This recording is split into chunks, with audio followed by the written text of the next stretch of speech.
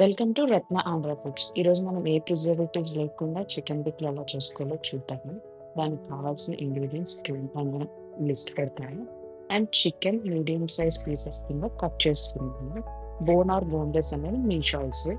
ఈ కట్ చేసుకున్న చికెన్ కడాయిలో వేసుకొని సాల్ట్ అండ్ పసుపు వేసుకొని కొంచెం సేపుతో కలిపేసుకొని ఆయిల్ అవసరం లేదు. జస్ట్ దానిలో ఉన్న వాటర్ అంతా ఊజ్ అవుట్ అయ్యే వరకు మనం కుక్ చేసుకున్నాము. దానిలో స్పెషల్ వాటర్ కూడా వేయాల్సిన పని లేదు.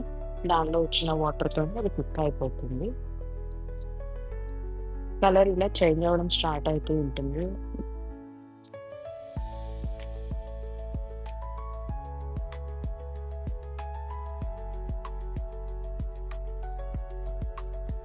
చికెన్ పికిల్ చేసే ప్లాన్ అయితే ఈరోజు లేదు. కానీ దీన్ని షాప్‌కి పంపిస్తే కేజీ చికెన్ తీసుకున్నాను నేను. షాప్ వాడు కొంచెం ఎక్స్‌ట్రా ఉంది భయ్యా అని నేను ఫోన్ చూసుకునే టైంలో అడిగారట. సో, తను ఓకే అని చెప్పి ఎక్స్‌ట్రా చికెన్ తెచ్చారు. సో, నేను పికిల్ చేసి పెడితే తర్వాత కొంచెం ఈజీగా ఉంటుందని చేస్తున్నా. అది ఊజ్ ఔట్ అయిన వాటర్ అంతా అబ్జర్బ్ అయిపోయాక అది డిష్ ఔట్ చేసుకొని సేమ్ కడాయిలో గ్రౌండ్‌నట్ ఆయిల్ కానీ, నువ్వుల నూనె గాని వేసుకొని ఈ బాయిల్ అయిన చికెన్ అందులో వేసేసుకోవాలి.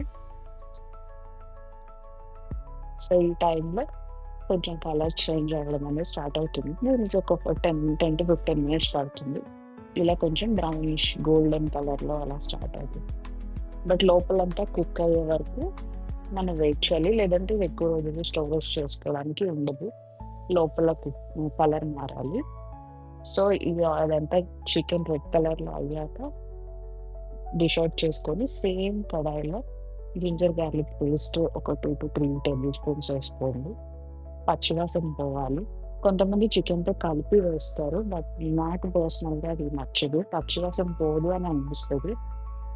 సో, దీన్ని సెపరేట్‌గా ఇలా ఫ్రై చేసుకుంటేనే నాకొక సాటిస్ఫాక్షన్.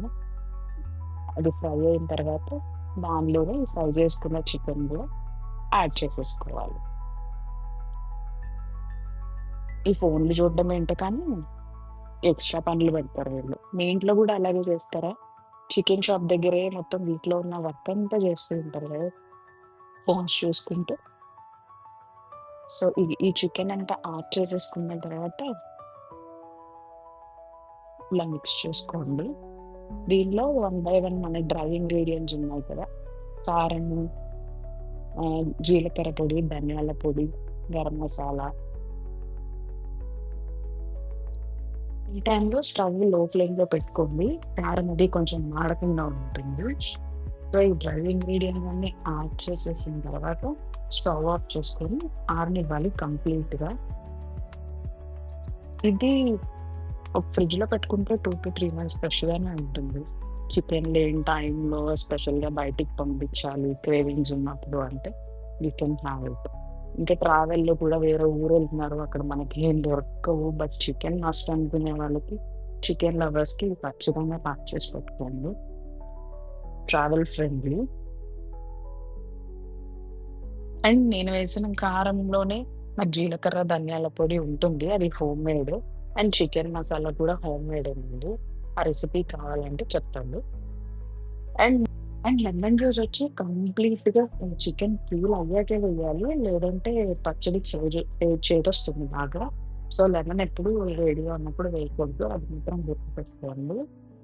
దాని తర్వాత దాన్ని గ్లాస్ జార్‌లో తీసి స్టోర్ చేసుకుంటే ఆ ఫ్రెష్‌నెస్ అనేది ఉంటుంది ఎప్పటికి. నేనైతే ఈ జార్‌లోకి తీసుకుంటున్నాను. సో, ఈ గ్రేవీ కన్సిస్టెన్సీ అంతా పక్కా పర్ఫెక్ట్‌గా వచ్చిందండి. ఇది ట్రావెల్ ఫ్రెండ్లీ, కిడ్స్ ఫ్రెండ్లీ. ఇది స్టోర్ చేసుకుంటున్నాం కదా అని దీనిలో అయితే టేస్ట్ ఏ కాంప్రమైజ్ ఉండదండి. ఆన్ పాయింట్ ఉంటుంది. అండ్ నేను బేసిక్‌లీ నేను పప్పుచారుతో ఎక్కువ తింటూ ఉంటాను. వైట్ రైస్‌తో కూడా తినొచ్చు. అయితే ఎంజాయ్. Welcome back.